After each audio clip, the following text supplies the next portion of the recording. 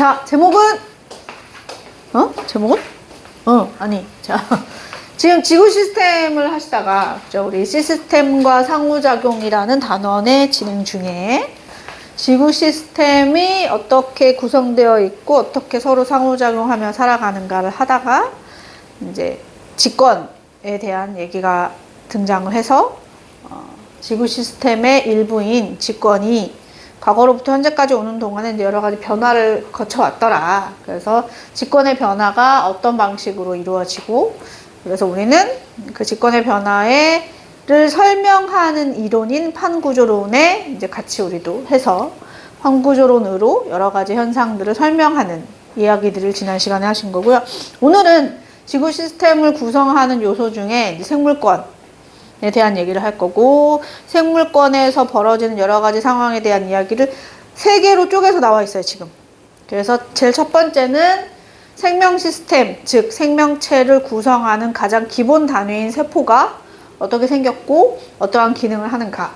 그 다음에 두 번째는 이 세포가 생명 현상을 유지하기 위해서는 물질 대사라는 걸 해야 하는데, 그럼 그 물질 대사가 도대체 뭐냐? 그래서 다른 말로는 생명 시스템 내에서의 화학 반응 뭐 이렇게 표현합니다를 할 거고, 그다음에 마지막에 가서는 이 생명체가 결과적으로는 이제 몸 안에서 여러 가지 물질을 만들어냄으로써 생명체를 유지하고 있는데, 그럼 그걸 만들어내는 건 또 어떤 식으로 이루어지느냐를 마지막으로 얘기를 하는 게 생명 시스템에서 정보의 흐름이라는 표현을 써요. 그래서 총 3개의 단어로 나뉘어져 있고요. 우리는 오늘은 생명 시스템의 기본 단위라고 표현하죠. 생명 시스템의 기본 단위.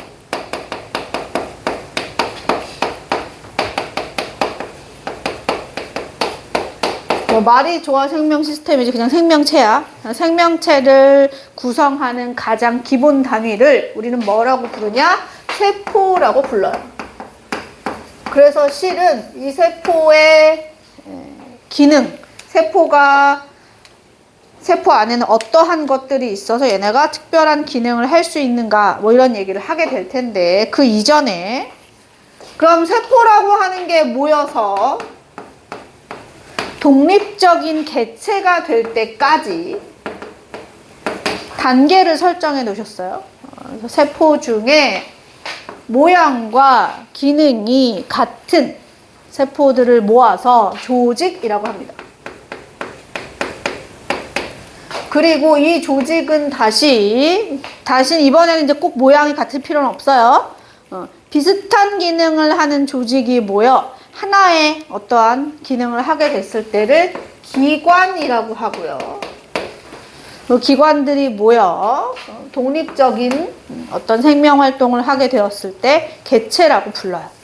이거를 식물에 비유를 하면, 동물에 먼저 할까? 동물에 비유를 하면 사람의 경우 지금 입안 상피세포라고 있거든요. 지금 요 바깥에 있는 거를 상피조직이라는 표현은 안 쓰고 뭐 피부 조직이라고 해도 되겠다. 이 피부 세포 하나가 있다고 하자. 그러면 그 세포가 모여서 뭐가 되는 거야? 입 안을 구성하는 피부가 되면 입안 상피조직이라고 부르고요. 그죠? 아니면 혈액 같은 것들이 모이면, 그죠? 이런 걸 우리는 결합조직이라고 부르고요. 그리고 신경세포들이 모이면 신경조직이라고 부르고, 근육세포가 모이면 근육조직이라고 불러요. 그래서 다양한 조직들이 있습니다. 자, 뭐 상피조직도 있고, 예시를 그냥 쓸게요. 상피조직, 결합조직, 근육조직, 뭐 이런 것들 그만 쓰자. 식물도 써야 되니까. 뭐 이런 것들이 있어요. 그래서 얘네들이, 그러니까 상피 조직을 구성하는 상피 세포들은 모양도 크기도 기능도 같은 애들만 모여 있어요. 자, 이러한 상피 조직, 결합 조직 같은 게 모이면 기관이 되는데, 어떠한 기관이 있냐? 사람에게는 어떠한 기관이 있냐면 입, 식도, 위, 소장, 대장 같은 기관도 있고, 그죠? 맞나요? 그리고 코, 기관, 기관지 폐 같은 기관들도 있고, 그 다음에 신장, 콩팥이죠? 방광, 요도 같은 기관도 있고, 그 다음에 심장, 대동맥 같은 혈관 같은 것들로 구성된 기관도 있어요. 이게 지금 심장 하나가 하나의 기관이야. 그지? 대정맥, 대동맥, 그럼 혈관이 하나의 기관이고, 신장, 콩팥이 하나의 기관이고, 이렇게 다양한 기관들이 있고, 여기서 중요한 건 동물의 경우 기관과 개체 사이에 기관계라고 하는 하나의 단계가 더 있어요. 그래서 뭐라고 하냐면 입, 위, 소장 같은 기관들을 모아서 얘네가 비슷한 기능을 하는데 뭐와 관련된 기능을 해? 소화와 관련된 기능을 해. 소화계. 코, 기관, 기관지 폐는 숨 쉬는 거잖아요. 호흡과 관련된 기능을 해. 호흡계. 신장, 방광, 요도는 노폐물, 오줌 싸는 거잖아. 노폐물 배설하는 애들이야. 배설계. 심장, 혈관 이런 애들은 심장, 혈관, 혈액 이런 애들은 어떤 애들이야? 혈액 순환하는 거잖아. 순환계. 그죠? 그 다음에 눈, 코, 입, 혀 내지는 뭐 입은 좀 그렇다. 눈, 코, 코는 호흡계이면서 뭐도 되는 거야? 실은 신경, 그러니까 외부 자극을 받아들이는 역할도 하니까. 그래서 코와 연결된 뭐 후각신경이나 뭐 눈과 연결된 시각신경이나 이런 애들, 그리고 그 신경들과 뇌, 척수 이런 걸 묶어서 신경계 이렇게 얘기를 할 거예요. 다양한 개들이 있고요. 그 개들이 함께 사람으로서의 독립적인 어떠한 생명현상을 하게 됐을 때 우리는 사람이라는 개체가 완성됐어 이렇게 표현을 합니다. 자, 동식물은 뭐가 됐든 공통적으로 이러한 단계를 거쳐요. 세포가 모여 조직이 되고, 조직이 모여 기관이 되고, 기관이 모여 개체가 되는 건데, 동물은 중간에 잠시 기관계라는 단계가 하나 더 있어요. 자, 그럼 식물은 어떠하냐? 식물도 세포가 모여야겠죠. 대표적으로 식물의 잎, 폐는 표피 세포들이 모여 있는 표피 조직이 있고요. 이것도 노란색으로 쓸까요? 표피 조직. 그리고 그 안에 식물 잎 안에는 어떤 조직도 있냐면 관다발 조직도 있어요. 여기서 말하는 관다발 조직은 그런 거야. 물관, 체관 같은 거 얘기하는 거야. 물 지나가는 길, 유기물 지나가는 길 이런 거 얘기하는 거고요. 그 다음에 울타리 조직 같은 것도 있어요. 울타리 조직. 자, 그래서 이런 걸 조직이라고 해요. 그 다음에 바로 기관으로 넘어갔으면 좋겠지만 식물은 대신 조직계가 있어요. 아까 동물에게는 기관계가 있었다면 식물은 조직계가 있습니다. 그래서 표피 조직들과 공변세포 같은 걸 모아서 표피 조직계라고 해요. 관다발 조직이랑 형성층이라고 하는 세포 분열하는 구간을 모아서 관다발 조직계라고 하고요. 울타리 조직이랑 그 조금 엉성한데 해면 조직이라고 있는데 이런 조직들을 모아서 얘는 무슨 조직? 기본 조직계라고 불러요. 기본 조직계? 이렇게 쓸까? 얘네들도 이제 비슷한 기능을 하는 애들을 모은 거고, 그 조직계들이 모이면 기관이 되는데, 내가 지금 쓴 얘네들은요, 이런 개들이 모이면 어떤 기관이 되는 거냐면 잎이 되는 거예요. 잎. 식물의 잎이 하나의 기관인 거고, 뿌리 하나의 기관인 거고, 줄기 하나의 기관인 거고, 꽃, 열매 이런 기관들이 완성이 되면 얘네들이 다 모여서 식물이라고 하는 독립적인 개체를 이루게 되는 거지. 교재에 아예 없어요. 그 얘기는 자세하게 다루는 얘기는 아니란 뜻이에요. 내가 그림을 하나도 안 그렸잖아요, 여러분.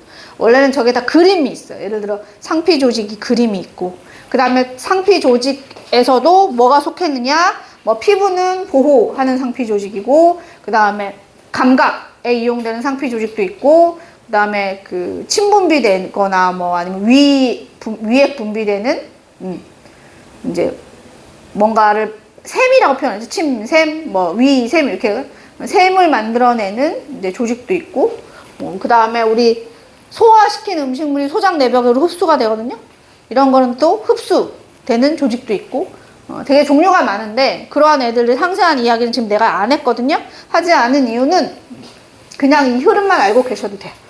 그래서 생명체가, 생명 시스템이 하나의 독립적인 개체로서 어떤 역할을 할 때 최소 단위가 세포예요. 그죠? 그리고 세포가 모여 조직이 되고 조직이 모여 기관이 되어 개체가 될 것이고, 동물과 식물의 차이점은 하나, 동물은 기관계가 있다는 거고 식물은 조직계가 있다는 거다 정도만 알고 계시면 되고, 그럼 그걸 바탕으로 뭐였어? 그럼 결국 시작이 세포네. 그지? 세포는 어떻게 생겼나 한번 봅시다. 자, 세포는 말이에요, 우리가 뭐라고 부르냐, 생물을 구성하는 구조적, 기능적 기본 단위라는 표현을 씁니다. 그러니까 세포가 하나의 세포로 이루어져 있어도 걔는 하나의 독립적인 생명체라고 말해요. 그리고 세포가 여러 개가 모여서 만들어진 사람이나 식물이나 다세포 생물도 결과적으로는 생명활동을 하는 데 있어서는 세포 하나하나가 제각각의 기능을 해줘야 되는 거야. 그래서 세포가 먼저 어떻게 생겼고 세포 안에는 어떠한 것들이 있는지를 이제 선행을 하게 됩니다. 써볼게요. 세포는 이렇게 크지 않겠죠, 당연히. 우선 더럽게 크게 그려볼게요. 세포는 세포의 가장 바깥에서 세포 밖으로부터 내부를 보호하고, 그 다음에 이 세포의 형태를 유지하고자 하는 기능을 하는 세포벽이라는 부위가 있어요. 근데 세포벽, 그러니까 기능이 뭐냐면 얘가 지금 보호의 기능을 하고 있고요. 그죠? 그 다음에 모양을 유지하는 기능을 하거든요. 근데 세포벽은 누구에게만 있냐? 식물세포에게만 있어요. 그래서 사람은 이렇게 누르면 어떻게 돼? 쑥쑥 들어가잖아, 내가 손으로 누르면. 근데 나무 껍질을 상상하시면 돼요. 나무 껍질은 내가 손으로 누른다고 들어가지 않잖아요. 그죠? 자, 세포벽이 나무 껍데기예요, 나무 껍데기. 그래서 세포벽을 가진 건 식물세포만 세포벽을 가지고 있고, 그 다음에 그 안쪽으로는 얇은 막이 있어요. 그죠? 이 막의 이름이 세포막이고요. 세포막은 동식물 구별 없이 모든 세포가 가지고 있는데, 이 세포막은 어떠한 기능을 하느냐? 세포막을 기준으로 여기서부터가 세포 안이야, 밖이야. 자, 세포막의 안팎을 구분해주는 역할을 하고요. 그리고 더 중요한 기능은 물질의 수송에 관여해요. 뭔 말이냐? 세포 밖에 뭐가 있는데 쟤는 안 들어왔으면 좋겠어, 못 들어오게 하고요. 세포 밖에 뭐가 있는데 쟤는 들어왔으면 좋겠어, 들어오게 해요. 또는 안에 있는 무언가를 나가게도 하고요. 그래서 물질의 수송에 관여한다라고 표현하거나 또는 선택적 투과를 합니다라는 표현을 씁니다. 선택하는 거야. 너는 들어와, 너는 나가, 너는 오지 마. 이런 역할을 세포막이 해주고 있더라. 그래서 우리는 이 세포막이라는 친구의 기능에 대해서 아예 따로 다시 할 거예요. 따로 아예 다시 하게 될 거고요. 자, 그 다음에 세포 안에는 또 누가 있나? 이렇게 둥그렇게 생긴 우리가 흔히 핵이라고 부르는 친구가 있어요. 핵은 핵막으로 둘러싸여 있으며 핵 안에는 뭐가 들었느냐? 유전 물질이 들었습니다. 우리는 이 유전 물질을 핵산이라고 부르고요. 핵 속에 들어있는 산인데 종류에는 DNA와 RNA가 있습니다. 이 종류에 대한 얘기도 앞에서 했었을걸요? 생명체를 구성하는 물질을 아마 그러니까 차근차근 진행해 왔다면 했을 거예요. 너는 해야 되는 거고 이제. 그죠? 우리 앞서 앞단을 하고 있으니까. 그래서 생명체를 구성하는 물질 중에 핵산이라고 하는 게 있는데 그게 핵 속에 들었어요. 모든 생명체가 그러한가요? 그건 아니에요. 모든 생명체가 핵을 가지진 않아요. 단세포 생물의 경우 핵을 갖지 않는 세포도 있습니다. 걔는 이 유전 물질이 그냥 여기 풀어져 있어요. 근데 대체적으로 동물, 식물 같은 다세포 생물의 경우에는 핵을 가져요. 그리고 핵 안에 유전 물질을 갖고 있어. 이유는 얘 되게 중요한 애거든, 나한테. 그래서 잃지 않으려고, 잃어버리지 않으려고 안에 잘 감싸고 있어요. 자, 그런 다음에 이 핵을 둘러싼 또 누가 있냐면 이렇게 꾸물꾸물한 애들이 있어요. 너무했나? 뭐 이렇게 꾸물꾸물 둘러싼 애들이 있는데 얘 이름이 뭐냐면 소포체라는 친구입니다. 소포체. 그리고 그 부분에 이렇게 무슨 바나나 송이 마냥 이렇게 생긴 애도 있어요. 얘는 골지체라는 친구예요. 그리고 소포체를 보면 이렇게 매끈하게 아무것도 안 붙어있는 소포체도 있지만 뭐가 막 붙어있는 소포체도 있어요. 동글동글동글하게. 이걸 거친 면 소포체라고 하는데, 그리고 저 동글동글이들이 이렇게 밖에도 이렇게 있어요. 얘를 우리는 리보솜이라고 합니다. 리보솜. 그리고 또 요 안에 밖에는 이렇게 핫도그에 케첩 발라놓은 것 마냥 생긴 친구도 있고요. 그 다음에 동그라미 내부에 이렇게 동전을 쌓아놓은 것 같은 구조로 되어 있는 애가 있어요. 모양새가. 자, 케첩 발라놓은 것만큼 생긴 애를 미토콘드리아라고 하고요.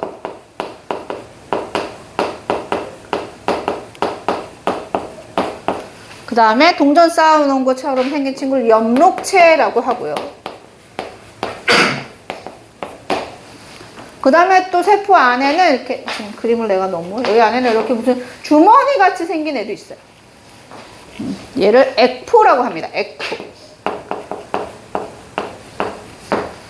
그리고 나머지 비어있는 부분은 비어있지 않고 물 같은 애가 채워져 있어요. 우린 그 채워진 친구를 세포질이라고 해요.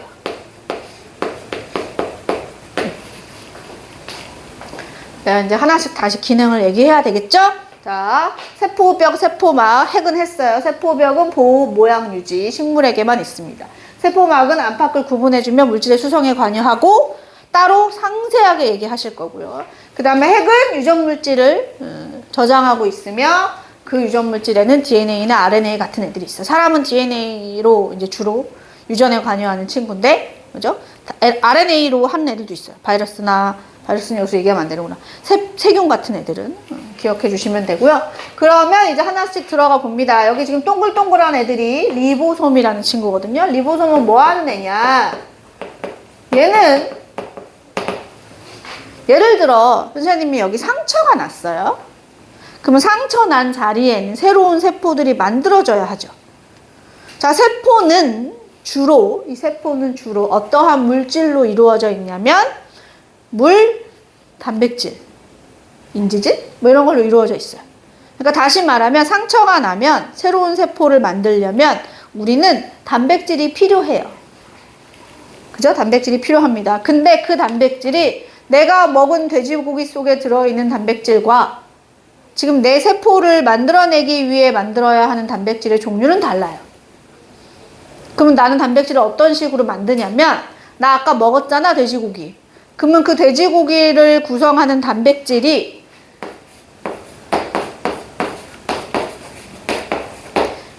자, 뭐 얘는 가아미노산, 나아미노산, 다아미노산, 라아미노산이라고 할게요. 아까 내가 먹은 돼지고기는 가, 나, 다, 라가 순서대로 붙어서 생긴 단백질이에요. 그걸 먹어서 내가 뭐하냐? 쪼개요, 이걸. 그걸 소화라고 하죠. 이걸 쪼개서 흡수를 했어. 그럼 내 몸에는 돼지고기 단백질이 있는 게 아니고 가아미노산, 나아미노산, 다아미노산, 라아미노산이 이 세포질에 동동동동 계십니다. 그러면 내 몸에 상처가 나서 어떠한 단백질이 필요한데 그 단백질은 말이야 다, 가, 나, 라 순으로 아미노산을 결합시켜서 만들어내는 단백질이야. 그러니까 재료는 똑같은데 돼지고기 거나 내 몸뚱아리의 재료는 똑같은데 뭐가 다른 거야? 걔네들 결합하는 순서가 달라. 그러면 전혀 다른 기능을 하는 단백질이 돼요. 그래서 이렇게 만들어야 해. 그럼 이걸 누가 하냐 이거야. 내 몸 안에서 어떤 단백질이 필요한데 재료는 내가 먹었어. 음식물을 통해서. 재료는 있어. 여기 세포질에 막 녹아 있단 말이야. 그 재료를 가져다가 적합한 단백질을 만들어야 되잖아요. 그 기능을 하는 게 리보솜이 하는 일이에요. 그래서 단백질을 합성합니다 라고 표현해. 단백질을 합성하는 친구고요. 잘 들여다보면 소포체에 붙어있죠, 리보솜이. 그죠? 소포체는 무슨 기능을 하냐면 리보솜에서 합성된 단백질, 그리고 이제 소포체에서도 거시기 하는데, 아무튼 소포체는 이제 합성된 단백질을 이동시키거나 또는 리보솜에게 무언가가 필요할 때 이제 물질을 가져다 주는. 그래서 단백질이나 아미노산 같은 친구들의 이동하는 구역이 이동. 여기서 움직여. 이동. 그러고 나면 얘네가 어디로 가냐면 이제 나중에 골지체에 가요. 그럼 골지체는 그렇게 도착한 단백질이나 또는 지질 같은 애들을 뭐 하냐면 이 골지체에서 우리 앞에서 이제 순서대로 했다면 하셨겠지만 이 단백질이라고 하는 게 아미노산을 배열을 잘 하고 나면 이게 뭐 해야 되면 나중에 구조를 완성해야 되거든요. 그 구조의 완성이 골지체에서 일어나요. 흔히 단백질이나 지질의 구조의 변형이라고 하면 헷갈릴까? 아무튼 구조를 완전히 완성하고 나면 그 다음에 이걸 세포 밖으로 분비하는 역할을 합니다. 그게 골지체의 역할이에요. 세포 밖으로 분비하는 역할을 해요.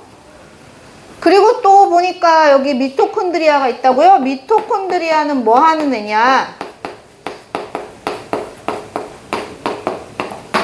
우리가 흔히 리보솜이나 핵막 같은 애들은 이제 이중막이 아니거든요? 근데 미토콘드리아나 엽록체는 이중막이라고 표현을 하는데 모르셔도 되고요. 그냥 미토콘드리아는 뭐 하는 애냐면 세포호흡이라는 물질대사를 하는 곳이에요. 나중에 하겠죠, 물질대사.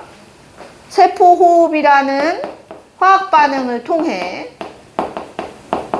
이 세포가 살아가는데 생명활동에 필요한 에너지, 그죠?를 만들어내는 곳이에요. 그러므로 미토콘드리아는 살아있는 모든 세포에 있어야죠. 살라면. 그죠? 이 생명활동에 필요한 에너지라는 건 내가 숨만 쉬어도 필요한 거예요. 내가 숨만 쉬어도 필요한 거예요. 내가 살아있는 체를 유지하기 위해서. 그러니까 그런 에너지의 생성을 일으키는 미토콘드리아라는 기관은, 이거 세포 내 소기관이라 그래. 기관은 반드시 모든 세포에게 필요합니다. 자, 그럼 엽록체는 뭐 하는 애냐? 엽록체는 광합성이라는 물질 대사를 통해 뭐 하는 거예요? 무기물을 유기물로 합성합니다 라고도 말하고요. 또는 빛 에너지를 유기물 속의 화학 에너지로 저장합니다 라고도 표현해요. 그럼 선생님 이거 왜 하는 거야? 유기물이 왜 필요해? 이게 밥이야, 우리가 먹는. 이게 밥이야, 내가 먹는. 무슨 말이냐? 엽록체가 광합성을 해야 광합성을 못하는 모든 생명체들의 식량이 되는 거예요.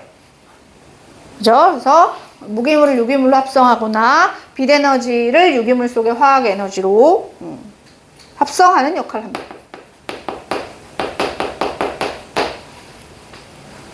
그래서 엽록체는 누구에게만 있어요? 식물에게만 있어요. 엽록체는 식물만 가졌어요. 동물은 광합성 못하니까. 자, 그리고 누가 남았나요? F4가 남았군요. F4는 말이에요. 지금 선생님이 얘기해 준 것만 해도 리보솜에서 단백질이 합성되고 미토콘드리아에서는 세포호흡이라는 물질 대사를 하고 엽록체에서는 광합성이라는 물질 대사를 하는데 이걸 할 때 좋은 것만 만들어지는 게 아닙니다. 우리 몸에 이 세포에게 불필요한 것도 만들어져요. 그런 걸 우리는 대표적으로 노폐물이라고 하죠. 근데 대부분의 고등생물은 그죠? 식물, 그러니까 동물 같은 경우에는 이 노폐물을 내보내는 게 따로 있어요. 배설을 할 수 있죠. 근데 식물은 배설기관이 없죠? 그리고 하등한 동물들도 배설기관이 없는 경우가 있습니다. 그런 경우에는 이 노폐물을 세포 안에 에코라는 곳에 저장해요. 그래서 에코는 대부분의 식물과 하등한 동물 세포에 들었어요. 그리고 나이가 많은 식물일수록 에코가 커요. 이제 나이를 오래 먹으시고 노폐물이 자꾸 쌓이고 에코가 점점 이 안에서 커져요. 그리고 이제 세포질은 세포에게 필요한 물이나 여러 가지 영양소나 이산화탄소나 산소 같은 것들이 여기 녹아 있습니다.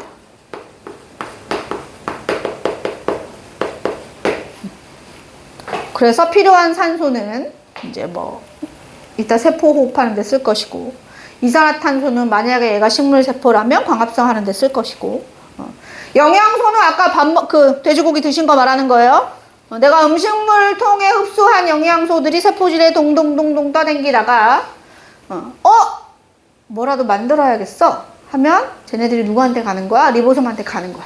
그럼 리보솜에서 이제 원하는 물질의 합성이 일어나는 거죠. 그래서 보시다시피 세포 안에는 생각보다 많은 기관이 있어요. 이걸로 실은 끝난 게 아니고요. 여기 어떤 다른 교과 같은 데는 여기서 중심체 같은 것도 하고요. 중심체는 이제 세포 분열할 때 만들어지는 건데, 그 다음에 리소좀이라는 애도 있어요. 리소좀. 뭐가 되게 많은데 그런 얘기들을 많이는 하지 않고요. 그냥 얘네들이 이러한 역할들을 하고 있구나 정도만 알고 계시면 되고, 그래서 우리는 세포에 그림이 나오면 모든 부위를 다 뭔지 말할 줄 알아야 되고, 얘네가 다 어떠한 기능을 하고 있는지도 말할 줄 알아야 되고, 그리고 세포벽이나 엽록체는 식물세포에만 있어요도 말할 줄 알아야 돼요. 됐나요? 정신 차리고 정리해봐요. 정리를 해보아요.